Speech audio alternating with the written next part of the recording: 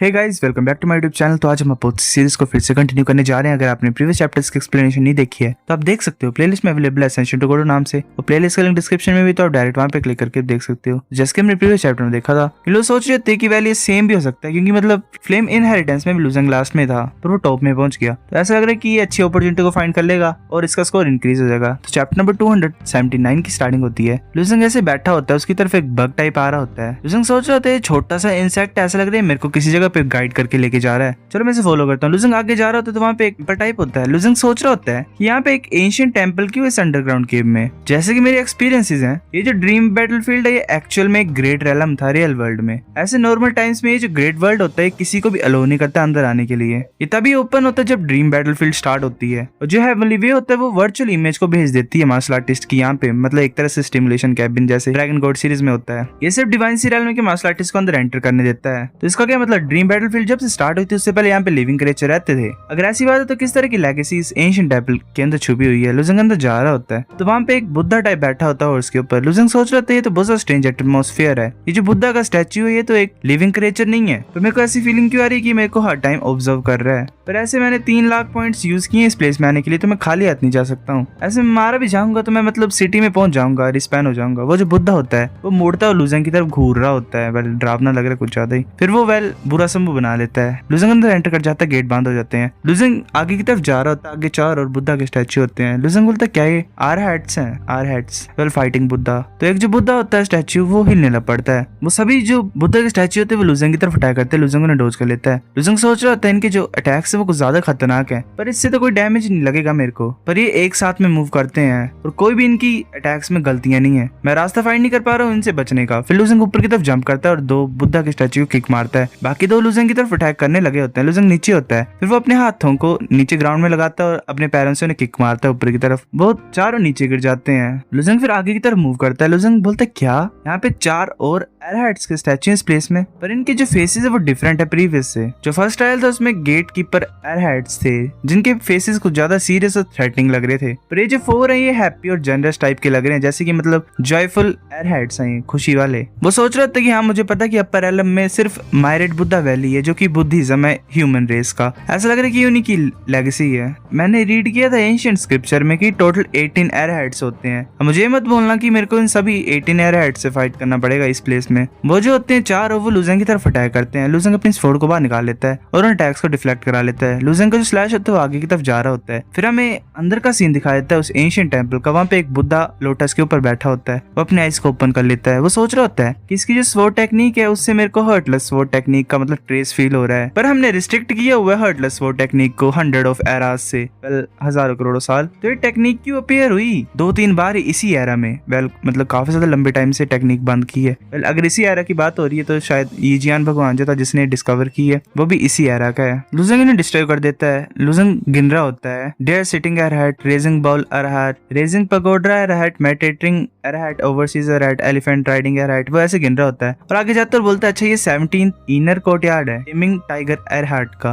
लुजंग सोच रहा था जो पावर होती है एरहेट की वो इंक्रीज होती रहेगी जैसे जैसे मैं अंदर अंदर जाता रहूंगा। ये जो एरहेट से ज्यादा पावरफुल है पहले वालों से। इन सभी एरहेट्स की जो कल्टीवेशन की अगर हम बात की जाए, मतलब पावर को हम कंपेयर करें तो ये डिवाइन सी रेलम के मार्शल आर्टिस्ट के इक्वल हैं। वो एरहेट जो होते हैं वो जो टाइगर होते हैं वो लुजंग की तरफ घूरता है और लुजंग बोलता है ये आ रहे हैं। लुजंग फिर अपने शैडो गॉड्स को भेजता है। वो एरहेट्स भी आगे की तरफ अटैक करने के लिए आ रहे होते हैं। वो अपने हाथ से लुजंग की जो शैडो वाला अटैक होता है उसे रोक लेते हैं। लुजंग सोच रहा होता है कि जो नेदर गॉड शैडो वो कुछ नहीं कर सकती है, मुझे अपनी थंडरस्टॉर्म नेदर डिवाइन स्वॉर्ड को यूज करना पड़ेगा मैक्स पावर पे। मैंने लर्न कर लिया कि मतलब विंड ब्लेड्स को मैं कैसे ट्रांसफॉर्म कर सकता हूँ लोटस फ्लावर पेडल्स में, तो इसकी वजह से वो और ज्यादा डिस्ट्रक्टिव पावर को निकाल सकते हैं। चल दोबारा ट्राई करता हूँ और कंबाइन करता हूँ इसको थंडर एलिमेंट के साथ। लुजंग फिर अपनी स्वॉर्ड को आगे की तरफ करता है। लुजंग के जो विंड ब्लेड होते हैं वो लोटस के पेडल्स में कन्वर्ट हो जाते हैं। लुजंग थंडर को भी यूज कर रहा होता है साथ में। लुजंग अपने अटैक को आगे की तरफ करता है। वो पेडल्स उन एरहेट्स के पास पहुंचते हैं। उनको एक एनर्जी दबा रही होती है, वो काफी ज्यादा इंक्रीज हो रही होती है और वो नीचे दब रहे होते हैं। लुजंग सोच रहा था ये नाइस है, इनको मेरे विंड ब्लेड के साथ डील करना पड़ेगा। तो इनके पास टाइम नहीं है अपने लोअर बॉडी को ब्लॉक करने के लिए और बचाने के लिए। अभी मेरा चांस है। लुजंग जल्दी से आगे की तरफ मूव करता है और एक एरहेट के पास जाता है और उसे अपने हाथ से टच करता है। लुजंग के हाथ के सिंपल टच से उसकी जो पूरी बॉडी होती है एरहेट की वो डिस्ट्रॉय हो जाती है। लुजंग सोच रहा था एक एरहेट मर गया है, अभी आसान है मेरे लिए बाकियों से डील करने के लिए। लुजंग ऐसे एक को मार देता है। वो बोलता है कि अब चलो दूसरा भी खत्म हो गया। लुजंग फिर एक जगह पहुंचता है, वहां पे दोनों उसको अटैक कर रहे होते हैं। लुजंग एक अपनी स्वॉर्ड से बिल्कुल सर्कुलर मोशन में स्ट्राइक करता है और उन दोनों को मार देता है। लुजंग आगे की तरफ जा रहा होता, सोच रहा होता है ये लास्ट कोर्टयार्ड है, मुझे पता नहीं कि मेरे को किस तरह का रिवॉर्ड मिलेगा इस ट्रायल को क्लियर करने से। लुजंग जैसे एंटर करता है तो उसे वेल लाइट ब्लाइंड कर देती है एक तरह से। लुजंग अपने हाथ से मतलब देख रहा होता है छुप के, वो बोलता है तो टेमिंग ड्रैगन एराहाइट है। एंशिएंट टाइम में कोई ऐसा था जिसने अपनी खुद की पावर से एक ट्रू ड्रैगन को टेम किया था, उसका नाम GIA हेवनली वेनेट्रेट था। अब मैं कंफर्म कर सकता हूँ कि ये जो एंशिएंट टेंपल है ये लेगेसी है मायरेट बुद्धा सेंचुरी का। मैं ये बिलीव नहीं कर पा रहा हूँ कि ये जो प्लेस है ड्रीम बैटलफील्ड ये इतने ज्यादा सीक्रेट्स को हाइड कर सकता है। और ऐसा भी हो सकता है कि ये जो लेगेसी है इस प्लेस में ये हेवनली वे के एग्जिस्टेंस से भी ऊपर की चीज है। जो ओरा ये स्टैचू रिलीज कर रहा है वो मेरी इमेजिनेशन से भी ज्यादा खतरनाक है, तो और ज्यादा पावरफुल होगा है ना जब ये एक्टिवेट होगा, मतलब एक्टिव होगा है ना। अगर ये 4 एराहाइट्स ज्वाइन करेंगे फोर्सेस को मेरे को फाइट करने के लिए तो मैं डेफिनेटली डिसएडवांटेज पे होऊंगा। तो मैं पहले अटैक करता हूँ। इनके अटैक करने से पहले और मूव करने से पहले मुझे एक को तो डिस्ट्रॉय करना पड़ेगा। लुजंग आगे की तरफ अपने हाथ को करता है और अपने फिंगर पे एनर्जी क्रिएट करता है, तभी एक ड्रैगन अपीयर हो जाता है ग्रीन कलर का, वो लुजंग की तरफ अटैक कर देता है। लुजंग सोच रहा था ये लाइट तो ये तो ड्रैगन स्केल की लाइट है। वो जो एराहाइट होता है वो अपने आइज को ओपन कर लेता है और लुजंग को बहुत जोर से मारता है पेट में। लुजंग पीछे दीवार से जाकर टकराता है और दीवार में क्रैक्स पड़ जाते हैं। लुजंग सोच रहा था ये कुछ ज्यादा पावरफुल है। मैंने ये नहीं सोचा था कि जो टेमिंग ड्रैगन एराहाइट है वो सेम पावर को यूज करता है जैसे मैं करता हूँ, कि वो ट्रू ड्रैगन की पावर को बोरो कर सकता है। ऐसे भी सकता है कि जो आइडेंटिटी है ट्रू ड्रैगन की जो कि इस एराहाइट के शोल्डर के ऊपर बैठा हुआ वो इसी की पावर की तरफ बहुत बड़ी है। पर ये शेम की बात है क्योंकि जो मेरी बॉडी है वो यहाँ पे नहीं है, तो मैं ना ही अजर ड्रैगन को बोल सकता हूँ ना ही जुन को बोल सकता हूँ, वो मेरे को इस सिचुएशन में हेल्प नहीं कर सकते हैं। मैं सिर्फ ड्रैगन स्किल्स की पावर को यूज कर सकता हूँ। अगर वो यहाँ पे होते तो मैं मतलब सोल्यूशन के लिए पूछता उनको, फिर वो अपने 10,000 ड्रैगन स्किल्स की पावर को यूज करता है। एराहाइट भी आता है उसकी तरफ अटैक करने के लिए। वो दोनों अपने हाथों से वेल एक दूसरे की तरफ अटैक करते हैं, वेल टकराते हैं दोनों के हाथ, वो पीछे की तरफ उड़ के जा रहे होते हैं। लुजंग भी पीछे जाता है, वो एराहाइट भी पीछे जाता है। लुजंग के मुंह से थोड़ा सा खून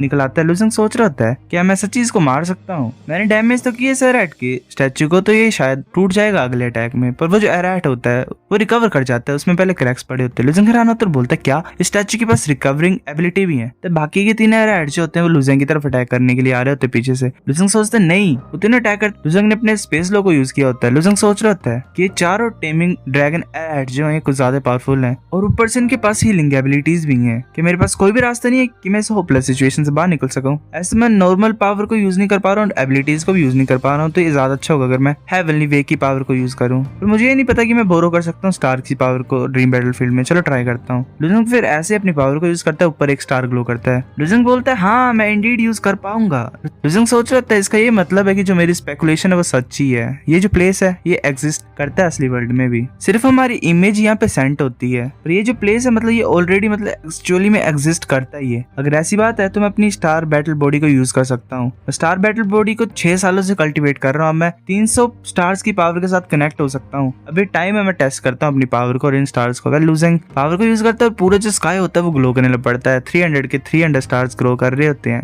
लुजंग उनकी पावर को बोरो करता है और आगे की तरफ अटैक करने के लिए जा रहा होता है। जो एनर्जी होती है स्टार्स की वो उसके हाथ में कंसंट्रेट हो रही होती है, वो एनर्जी गोल गोल रोटेट हो रही होती है एक बॉल के अंदर। ड्रैगन्स भी उसकी तरफ आ रहे होते हैं। लुजंग उस बॉल को आगे की तरफ भेजता है और अपना अटैक यूज करता है मिरेकल लाइट ऑफ स्टार्स। वो जो बॉल होता है वो ना एराहाइट्स के ऊपर ही पहुंच जाती है और वो एक बहुत बड़ी बॉल में कन्वर्ट होती है और एक बहुत बड़ी एक्सप्लोजन होती है। लुजंग सोच रहा था जो स्टारलाइट की बॉल थी जो कि 300 स्टार जो थे स्काई में उनकी पावर से कंबाइन हुई है, ये लाइट इतनी ज्यादा ह्यूज डैमेज को डील कर सकती और ये एक्सप्लोड भी होती है, इसको तो मैं एंड्योर नहीं कर पा रहा हूँ। वो जो एराहाइट्स होते हैं उनकी बॉडी डिस्ट्रॉय होने लग पड़ती है। वो जो अंदर बुद्धा होता है लोटस में बैठा, वो सोच रहा होता है कि जो स्टारलाइट की पावर है मेरे को थोड़ी सी इंटरेस्टिंग लगी। ऐसा लग रहा है कि जो हीलिंग पावर है टेमिंग ड्रैगन एराहाइट की वो एंड्योर नहीं कर सकती है, तो स्टारलाइट है वो उन्हें डिवोवर कर जाएगा। पर ये जो मास्टर है देखना चाहता है कि पूरी पावर क्या हर्टलेस स्वॉर्ड टेक्निक की। फिर वो अपने लोटस को यूज करता है और बोलता है कि टेमिंग ड्रैगन एराहाइट द्वारा उठो मेरी हेल्प करो ताकि मैं इस बच्चे की पावर को टेस्ट कर सकूं। वो जो एराहाइट्स होते हैं वो द्वारा हील हो जाते हैं और बिल्कुल ठीक हो जाते हैं। इस देख के लुजंग बड़ा हैरान होता है, बोलता है क्या ये क्या हुआ अभी। ऐसे मेरा फर्स्ट टाइम है लाइट ऑफ स्टार को यूज करने के लिए, ये मेरी स्ट्रॉन्गेस्ट एबिलिटी है, इसकी तो पावर इनफ होनी चाहिए थी डिस्ट्रॉय करने के लिए, पर मेरी स्किल से भी ये डिस्ट्रॉय नहीं हुई है 4 टेमिंग ड्रैगन एराहाइट्स। अगर ऐसी बात है तो मैं सिर्फ अपनी हर्टलेस स्वॉर्ड टेक्निक को यूज कर सकता हूँ इसे सोल्व करने के लिए। लुजंग अपनी स्वॉर्ड को निकाल लेता है, उसे एनर्जी कवर कर रही होती है। 2 एराहाइट्स आ रहे होते हैं। लुजंग बोलता है किल। वो जो बुद्धा होता है अंदर वो सोच रहा होता है ये इंडीड वही बात है, इस बच्चे ने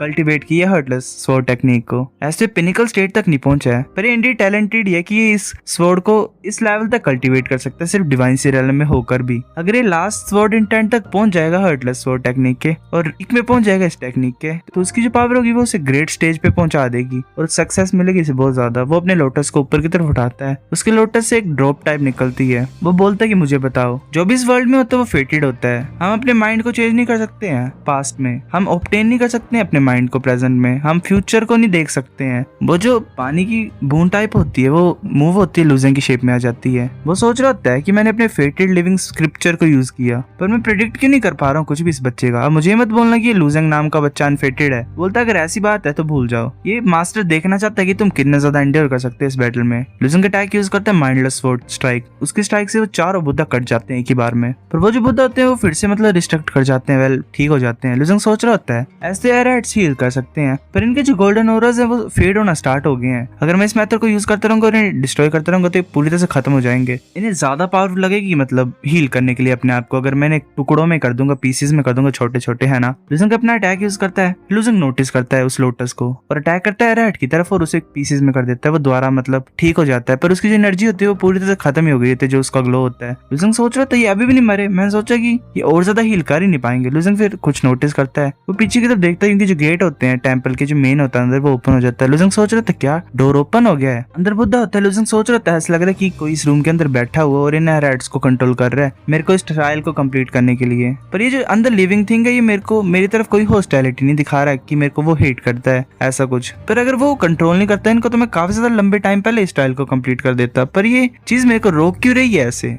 सो गाइस चैप्टर नंबर 279 अगर आपको वीडियो पसंद है तो लाइक करनी है, लाइक कर दो, शेयर करो हम दोस्तों के साथ, कमेंट करके बताओ अगर आपको वीडियो कैसी लगी है, सब्सक्राइब करो। तब तक के लिए बाय बाय।